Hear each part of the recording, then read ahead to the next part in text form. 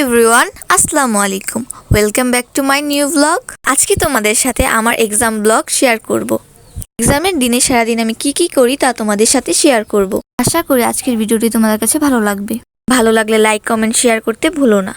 আজকে ছিল আমাদের সেকেন্ড সেমিস্টারের প্রথম বাংলা পরীক্ষা। তো এই তো সকাল সকাল পড়তে বসে গিয়েছি। প্রচুর পড়া জমিয়ে গিয়েছিল, ওগুলি আমি বসে বসে শেষ করছিলাম। আর সকালে উঠে আমি এই ডিটক্স ওয়াটারটা খাই। তোমরা যদি এই ডিটক্স ওয়াটার রেসিপি চাও, কমেন্ট করে জানাতে পারো। আমি কোনো একটা শর্টের মাধ্যমে তোমাদের এই রেসিপিটা দিয়ে দিব। সকালে খালি পেটে এটা আমি খেয়ে থাকি। এই ডিটক্স ওয়াটারটা স্বাস্থ্যের জন্য খুবই ভালো। এই তো আমি খেয়ে নিলাম। তো খাওয়া শেষ করে আবারও পড়তে বসে গিয়েছি। তো তার মাঝখানে আমি 1 গ্লাস পানি খেয়ে নিলাম। এটা খাওয়ার ফলে সারাদিন আমার স্কিনটাকে হাইড্রেট রাখতে সাহায্য করবে। তো এর মাঝখানে আম্মু স্যুপ বানিয়ে নিয়ে এসেছে, যেটা এখন আমি খাবো। এক্সামের সময় কিন্তু আমাদের পড়ার পাশাপাশি খাবার খাওয়াটাও খুব প্রয়োজন। তো কথা বলতে বলতে আমার স্যুপ খাওয়া শেষ হয়ে গিয়েছে। তো তার মাঝখানে আমার ছোট বোন আমাকে কাঁঠাল খেতে দিল। কাঁঠালগুলো কিন্তু খেতে খুবই মিষ্টি ছিল। তো কাঁঠাল খাওয়া শেষ করে আমি এক্সামে যাওয়ার জন্য প্রস্তুত হচ্ছিলাম। এই তো এক্সামে লেখার জন্য আমি কলম, পেন্সিল, কাটার, রাবার সব নিয়ে নিচ্ছি। আমার মতো কার কার এই সময় এক্সাম চলতেছে তোমরা কিন্তু কমেন্টের মাধ্যমে বলে দিতে পারো। এই তো পড়া শেষ করে আমি সব কিছু গুছিয়ে ভালোভাবে রেখে দিচ্ছি। এই সময়টা কিন্তু আমার খুবই নার্ভাস ফিল হচ্ছিল। যাই হোক, বিসমিল্লাহ বলে আল্লাহর নামে পরীক্ষাটা দিয়ে দিব, বাকিটা আল্লাহ ভরসা। তো এই তো আমি সকালকার নাস্তা নিয়ে বসে গিয়েছি। আজকের সকালকার নাস্তায় ছিল আলু ভর্তা, টমেটো চাটনি আর ছিল করলা ভাজি। তো খাওয়া দাওয়া শেষ করে আমি রেডি হওয়ার জন্য কলেজ ড্রেস আরও যা যা লাগে তাই তোমাদের দেখিয়ে দিচ্ছিলাম। এখন ম্যাজিক করে এক চুটকি দিয়ে তোমাদের সামনে রেডি হয়ে চলে আসবো।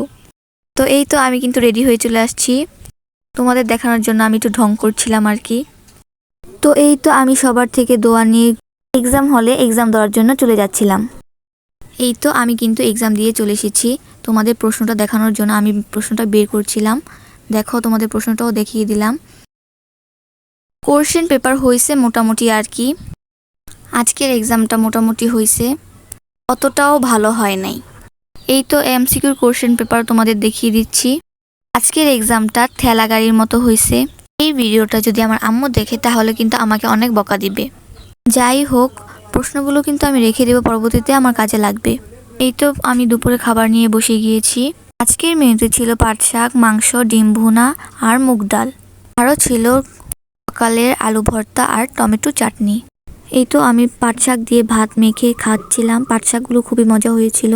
মাংসও নিয়ে নিয়েছি, মাংসগুলো তো আরও বেশি মজা ছিল। আমার আম্মুর হাতের রান্না কিন্তু খুবই মজা হয়। আসলে পৃথিবীর যার যার মায়ের হাতের রান্না তার কাছে বেস্ট মনে হয়। তো এই তো আমি ডাল আর সকালকার আলু ভর্তা দিয়ে টমেটো চাটনি দিয়ে মেখে ভালোভাবে খাবো। এইভাবে খেতে কিন্তু আমার খুবই ভালো লাগে। এই তো আমি বিকাল দিকে আমার গাছগুলো দেখছিলাম।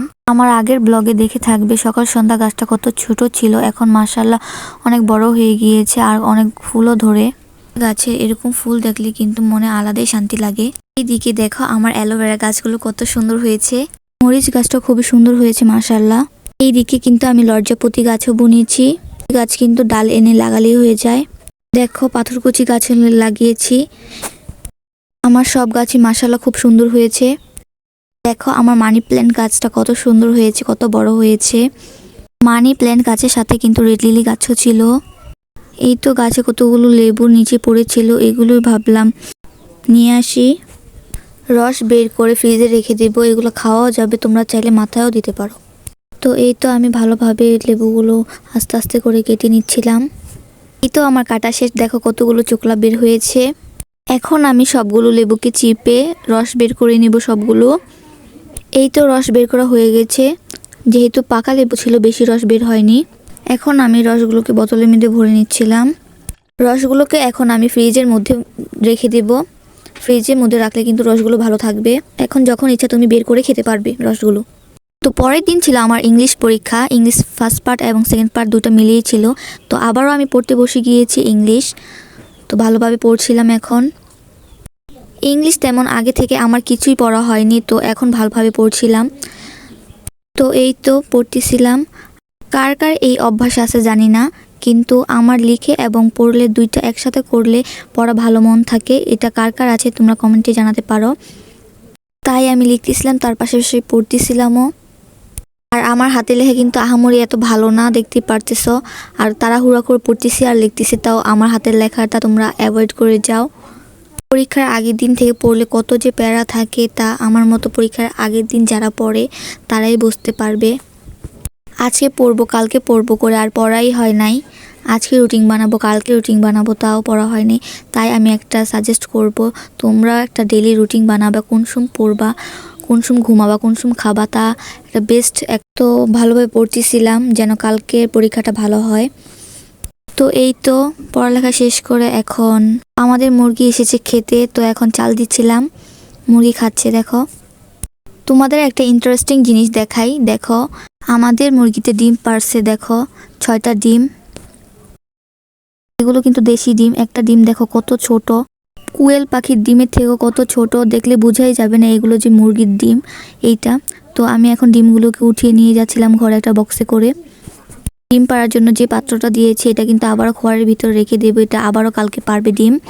তো দেখো গাছ থেকে কতগুলো আম পেড়েছে, এগুলো কিন্তু সব আমাদের গাছের আম। এগুলো কিন্তু খেতে খুবই সুস্বাদু এবং অনেক মিষ্টি। দেখো কত বড় বড়, কত সুন্দর, পুরো কিনা আমের মতো।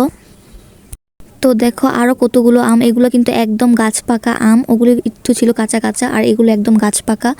দেখো কত সুন্দর, এগুলো কিন্তু খেতেও অনেক মিষ্টি। এগুলো দেখো, এগুলো পুরো আমাদের গাছের আম।